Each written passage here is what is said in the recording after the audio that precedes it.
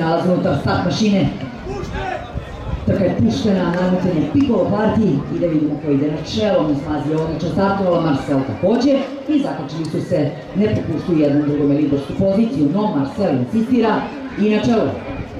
On je na čelu, a Thunderog na začelju, ispred njega je Kelm, u sredini Alcatraz, druga pozicija za Mismazi. To je dobro trčala prošle nedelje u Šapcu, trku vodi Marcel.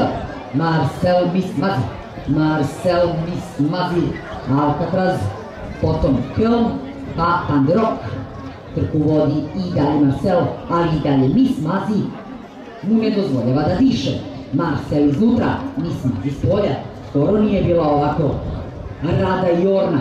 Iznutra Marcel s polja kao da iznova napada Mismazi, izjednačila se u potpunosti sa Marcelom. Potom 4-5 družina, pa Alcatraz i isto toliko, pa Thunderog i Kelm koji su zamenili svoje pozicije.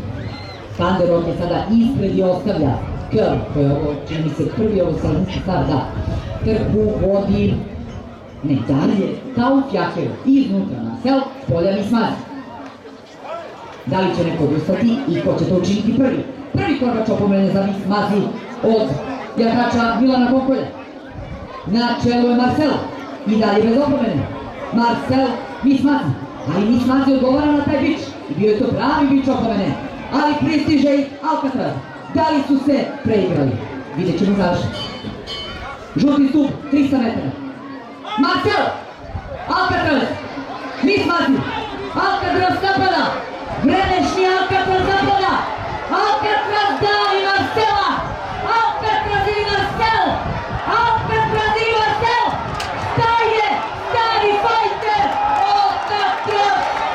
Marcel! Thunderog odlično treći! Mismazi malo platilo Oroz. Dame i gospodo, molim vas jedan aplauz za Alcatraza i Šašića. Kakva borba do poslednjeg metra. Šašić jači. Trener Bojan Šandeković, vreme minut 50.